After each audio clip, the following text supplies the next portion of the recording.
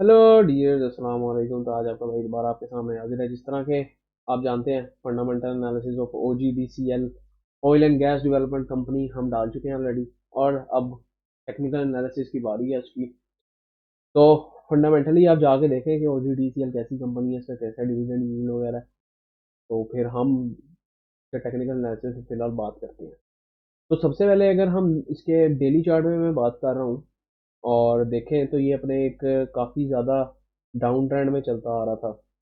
अगर हम इसके डाउन ट्रेंड की बात करें तो हमारे पास एक ट्रेंड लाइन बनती दिख रही है इजीली,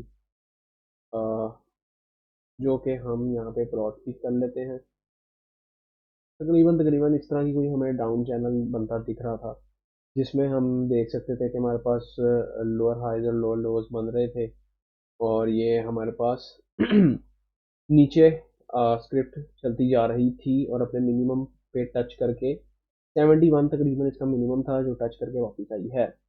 इसके अलावा मेजर सपोर्ट जोन हम मार्क कर लेते हैं, मेजर रेजिस्टेंस जोन मार्क कर लेते हैं। और जिस तरह के हमें ये दिख रहे हैं major support and resistance zones, और ये सारे हम जोन्स मार्क कर लेते हैं। अच्छा, तो अब अगर मोटा मोटा ओवरव्यू लें, कुछ 2023 से 2024 तक के, 2024 सॉरी 2023 से 24 के शुरू तक हमारे पास ये कैसा बिहेव किया इसने, तो ये हमें ऑब्वियसली एक अपवर्ड चैनल में दिखा है because of its exceptional performance.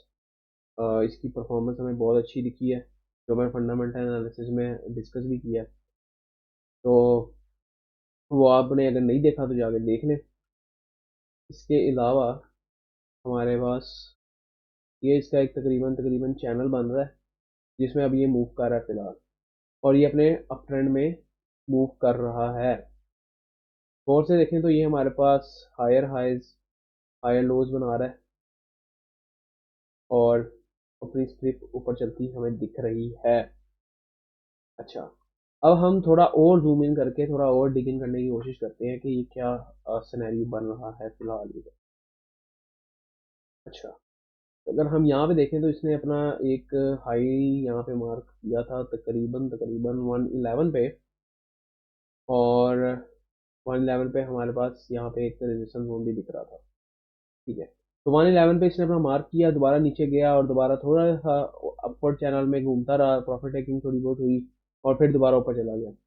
अच्छा, अब जब ऊपर गया तो 128 प्राइस थी इसकी, और वहां से रेजिस्टेंस खा के दोबारा नीचे जा रहा है। तो तकरीबन हमारे पास अगर हम देखें तो इसका कुछ ऐसा पैटर्न बन रहा है।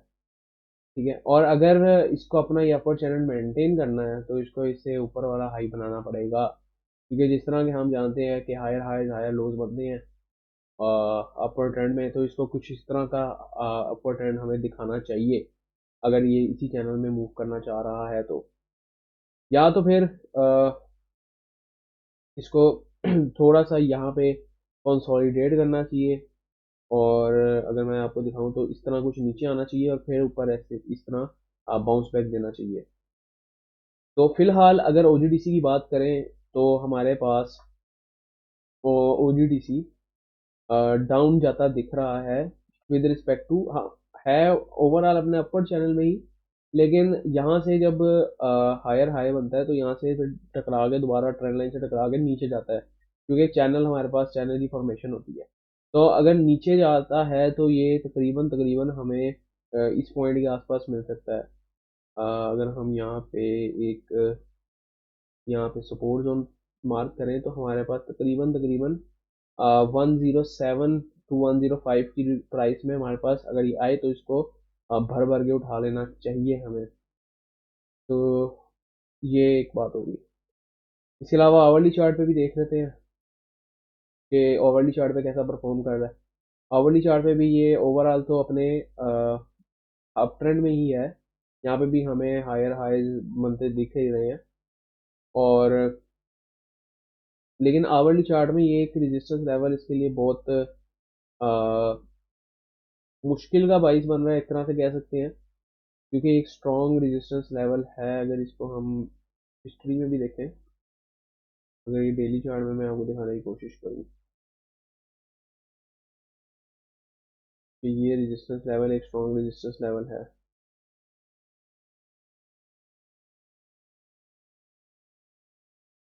ये रीजन 119 से 126 और 127 का रीजन देखें, यहाँ पे देखें, ये इस रीजन से टकराता है और दोबारा वापस भागता है। हाईलाइट नहीं करना था, मैंने शेप बनाई थी। ये रीजन देखें आप, यहाँ से इसने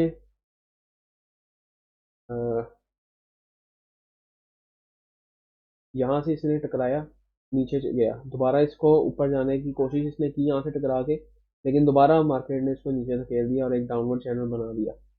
अब ये दोबारा इधर आया है और अगर इसको इसको क्रॉस करना है ना इस रेजिस्टेंस जोन को, तो तकरीबन तकरीबन इसको 136 का हाई लगाना पड़ेगा। तो अगर 136 का हाई लगा के क्रॉस करता है तो हम इसको एक प्रॉपर जो है ना चैनल में देख सकते हैं और इसको हम दोबारा यहाँ तक का टारगेट रख सकते हैं। तकरीबन तकरीबन हम 154 तक का टारगेट रख सकते हैं ये। लेकिन अगर ये नीचे जाता है और इन रेजिस्टेंस लेवल्स को तोड़, इन सपोर्ट लेवल्स को तोड़ता है, मतलब 100 और 105 के, तो ये अपने एक डाउनवर्ड चैनल में भी जा सकता है। फिर ये नीचे यहाँ तक गिर सकता है, 89 तक गिर सकता है और 83 तक गिर सकता है।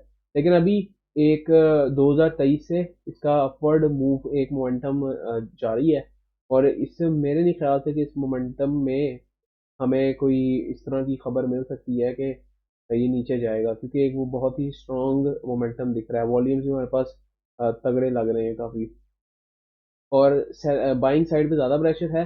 सेलिंग साइड पे आप उससे कंपेयर करें तो वो सिर्फ जो डेली ट्रेडर्स होते हैं वो इस तरह से सेल कर रहे हैं, कोई हमें इतना ही खास सेलिंग नहीं दिख रही इसमें। ये एक बात होगी। इसके अलावा हम अपना टूल भी लगा के इस पर देख लेते हैं कि वो क्या कहता है हमें। टूल की सेटिंग्स मैंने अपने हिसाब से की हुई है, तो जिस तरह मुझे ठीक लगता है। तो टूल के मुताबिक हमारे पास तकरीबन तकरीबन इसको गिरना चाहिए। अगर ये नीचे गिरता है तो इसको तकरीबन तकरीबन इस रेंज में गिरना चाहिए, मतलब तकरीबन 108 से 1012 तक की रेंज में। और जो मैंने आपको रेंज बताई थी वो थी 105 से 107 तक की रेंज में, अगर आपको मिले तो उठाएं।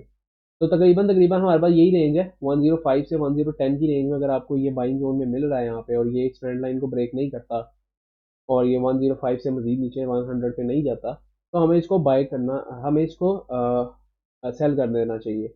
लेकिन अगर हमारे पास यहाँ से टकरा के वापस ऊपर जाता है तो हमें एक अपर चैनल ऑलरेडी बना हुआ है, अपने एक अच्छे मूव में है, तो हम टारगेट रख सकते हैं 119 का, 127 का। और बिल फर जिस ट्रेंड लाइन से ऊपर क्रॉस करता है तो हम 137 36 का भी टारगेट इजीली इसमें रख सकते हैं। तो ये था ओजीडीसी का रिव्यू। अभी अगर इस टाइम की बात करें तो इस टाइम पे ये बाइंग रेंज में नहीं है, मतलब अपना स्विंग फुल हाई में है, और अगर ये टकरा के नीचे आता है तो फिर इसमें हम थोड़ी बाइंग देख सकते हैं। लेकिन फिलहाल अगर आप लोग लॉन्ग टर्म के लिए इसको कर रहे हैं, स्विंग ट्रेडर्स नहीं हैं आप, इंट्राडे ट्रेडर्स नहीं हैं, तो आप लोग इसको अभी भी बाई कर सकते हैं, ये अभी भी अपनी अच्छी प्राइस पे है।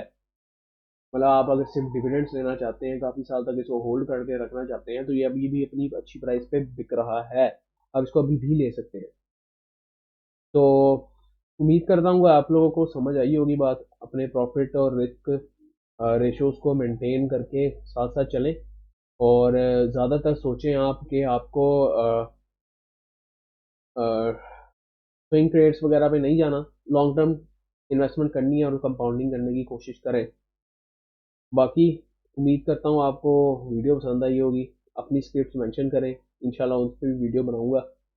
और ये भी मैंने एक पोल में कही थी स्क्रिप्ट, तो पोल में आप लोगों ने कहा था ओजीडीसी के बारे में बताएं, तो वो इसलिए आपकी वीडियो बना चुका हूँ फंडामेंटल एनालिसिस की। अगर आपने ओजीडीसी की वीडियो नहीं देखी तो वो भी अपलोड हो चुकी है, जाके देखें। और नेक्स्ट टाइम के लिए भाई को इजाज़त दीजिए। अल्लाह हाफिज़।